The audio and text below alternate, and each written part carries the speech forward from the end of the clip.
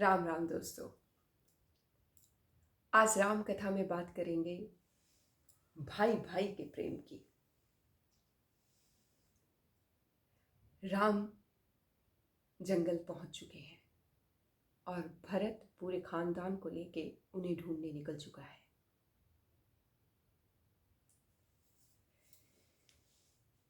जब भरत और राम का आमना सामना होता है तो भरत थोड़ा संकोच करते हैं और राम पूछते हैं, बोलो भरत, क्या चाहिए? तो भरत ने कहा कि भाई मुझे और क्या चाहिए होगा, मुझे सब कुछ तो मिल गया। मेरी वजह से मेरे पिताजी मृत्यु लोक चले गए, मेरी वजह से आप जंगल में बैठे हुए हो, मेरी वजह से मेरी भाभी जो सोने के आभूषणों से लदी रहती थी वो एक वलकल पहने हुए है, और मुझे क्या चाहिए होगा? सभी उन्हें मनाने की कोशिश करते हैं। हमेशा ही जनता सही नहीं होती, कभी कभी नीति की भी सुननी पड़ती है। और अभी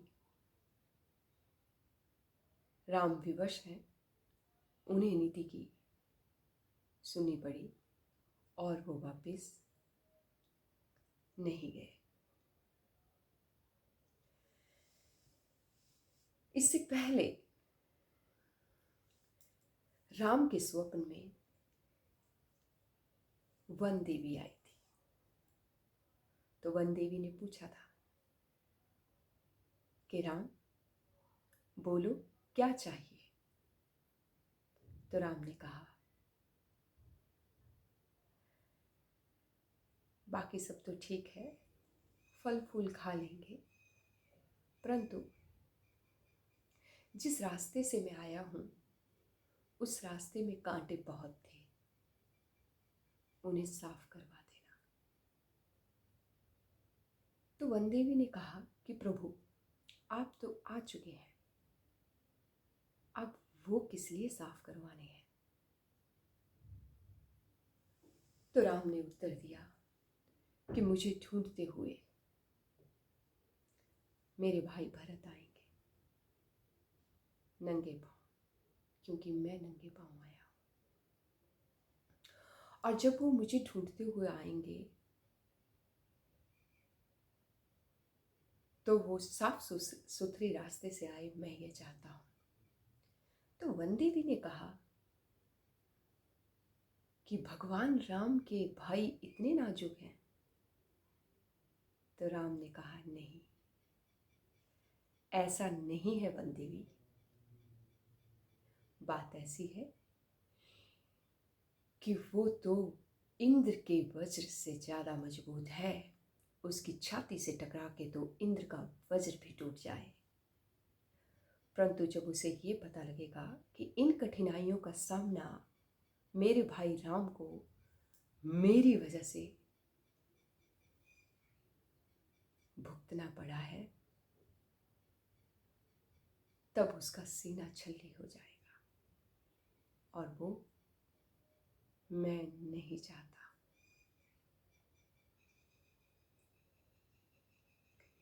ये वाक्य आपकी आंख से आंसू निकालने के लिए काफी है।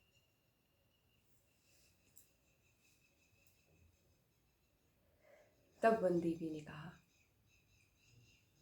ठीक है राम, जय श्री राम। यही रात अंतिम, यही रात भारी, ये वो रात है चित्रकूट की, वो रात है जिसमें भरत और पूरा खानदान राम को मनाने की कोशिश कर रहा है, लेकिन राम को नीति की सुननी है, जनता के नहीं।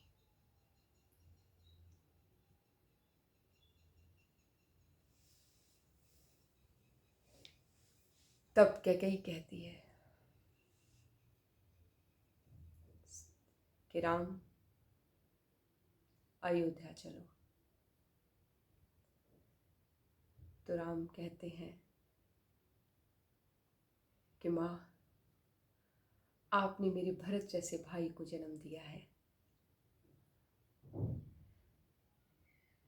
भरत सब संभाल लेंगे। मुझे नीति की आज्ञा का पालन करने दो माँ।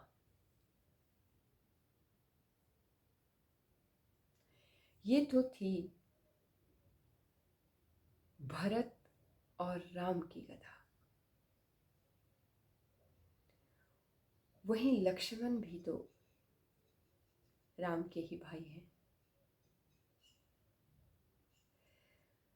बचपन में एक बार जब सभी बच्चों को पैदा होने पर 4 अलग अलग पालने में लिटा दिया गया, थोड़ी थोड़ी दूरी पर, तो करुणाधीश तो आराम से सो गए, राम तो आराम से सो गए, लेकिन लक्ष्मण जोर जोर से रोने लगे, इतनी जोर से कि धरती आकाश चुप हो गए। वैद्य बुलाए गए, कोई रोग ना निकला। ज्योतिषी बुलाए गए, यत्न कर हार गए। तब गुरु ने लक्ष्मण को उठाया और राम के चरणों के पास लेटाया,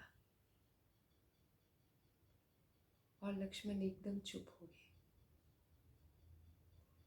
सच कहते हैं कि सभी मनुष्य या देव परछाई काली है, लेकिन राम एकमात्र ऐसे हैं जिनकी परछाई उजली है, और वो है लक्ष्मण।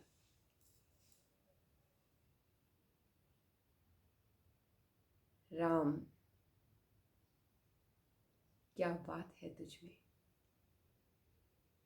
तेरा एक होना